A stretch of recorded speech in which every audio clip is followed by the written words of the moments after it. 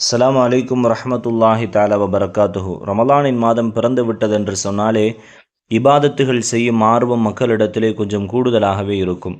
அப்படி நாம் ரமலானிலே செய்யக்கூடிய இபாதத்துகளில் தராவீஹ் தொழுகை என்ற ஒரு இபாதத்தும் ஒரு தொழுகையும் ஒன்று. அந்த தராவீஹ் தொழுகை 8 ரக்அத்தா 20 ரக்அத்தா என்ற ஹதீஸுகளின் அடிப்படையில் பார்த்தால் புகாரியிலே பதிவு செய்யப்படக்கூடிய 1129வது ஹதீஸ், நயகம் ஸல்லல்லாஹு அலைஹி வஸல்லம் அன்னவர்கள்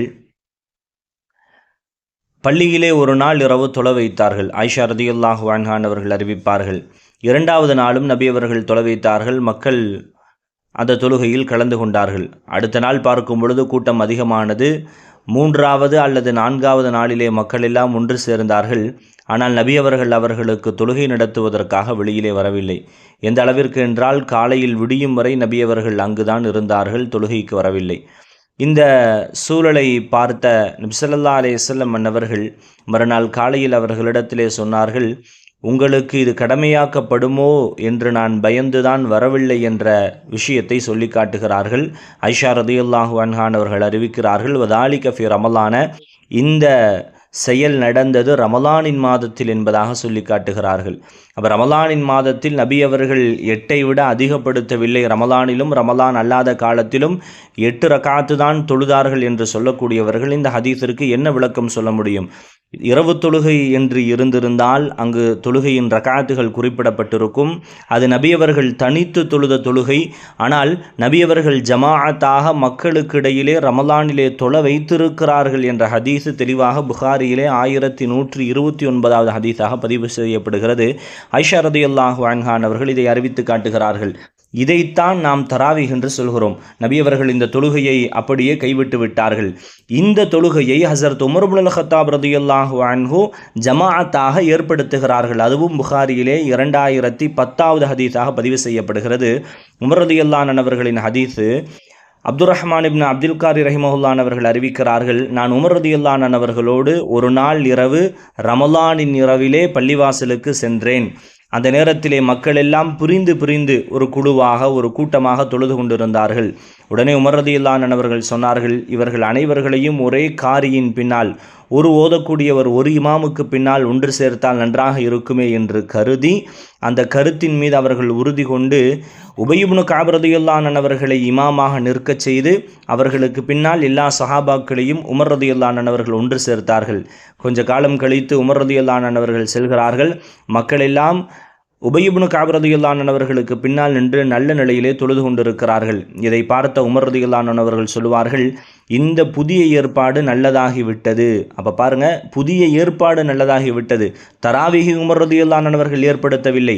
நபி அவர்கள் ஒரு 3 நாட்கள் விட்டுவிட்ட அந்த இபாதத்தை இவர்கள் ஜமாஅத்தாகத்தான் ஏற்படுத்தினார்கள். ஜமாஅத்தை ஏற்படுத்தியது தான் உமர் ரதியல்லாஹு அன்ஹு. உமர் ரலியல்லாஹு அன்ஹு அவர்கள் இந்த புதிய ஏற்பாடு நல்லதாகிவிட்டது என்பதாக தெளிவாகவே சொல்லி காட்டியிருக்கிறார்கள். இந்த ஹதீஸ் புகாரியிலே 2010வது ஹதீஸாக பதிவு செய்யப்படுகிறது. வேறு சில இடங்களில் தராவீஹ் தொழுகையை பற்றி பார்க்கும் பொழுது இப்னு அப்பாஸ் ரலியல்லாஹு அன்ஹு அவர்கள் அறிவிப்பார்கள். பைஹக்கி 2வது பாகத்திலே 496வது பக்கத்தில் இந்த ஹதீஸ் பதிவு செய்யப்படுகிறது. கான நபி ஸல்லல்லாஹு அலைஹி வஸல்லம் யுஸல்லி ஃபி ஷஹ்ரி ரமலான ஃபி கைரி ஜமாஅத்தின் பி20 ரக்அத்தன் வல் வித்ர். நபி அவர்கள் ரமலானுடைய மாதத்திலே இரவு நேரத்திலே ஜமாஅத் இல்லாமல் 20 ரக்அத்தையும் வித்ரையும் தொழுதார்கள் என்ற ஹதீஸை இப்னு அப்பாஸ் ரலியல்லாஹு அன்ஹு அவர்கள் அறிவித்து காட்டுகிறார்கள். யஸீத் இப்னு ரூமான் ரலியல்லாஹு அன்ஹு அவர்கள் அறிவித்து காட்டுகிறார்கள். முஅத்தாவிலே 233வது ஹதீஸாக பதிவு செய்யப்படுகிறது.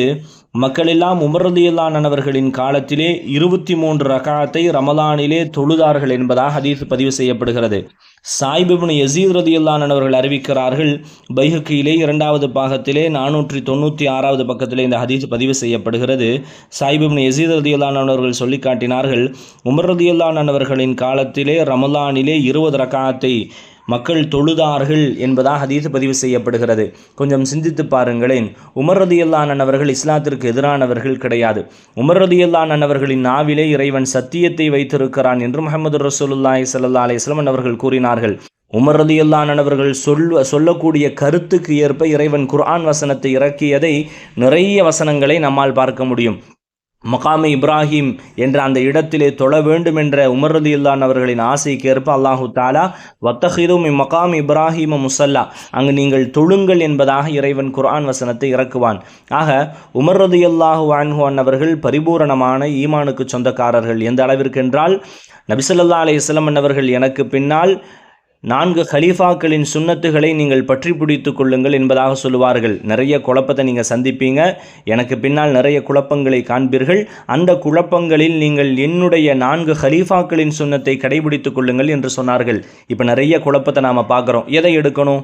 4 கலீஃபாக்களில் 2வது கலீஃபாவான உமர் ரலியல்லாஹு அவர்களின் வழிமுறையை எடுக்க வேண்டும். என்னது? தராவீஹை 20ஆக அவர்கள் தொழுதிருக்கிறார்கள், தொலை ஏற்பாடு செய்திருக்கிறார்கள். நபி ஸல்லல்லாஹு அலைஹி வஸல்லம் அவர்கள் சொன்னார்கள், அந்த 4 கலீஃபாக்களின் சுன்னத்துகளை கடவாய்ப்பல்லால் கடித்து பிடித்து கொள்ளுங்கள், அல்லு அலைஹா பின் நவாஜித் என்பதாக நபி அவர்கள் சொன்ன சஹீஹான ஹதீஸை நம்மால் காண முடியுமாக.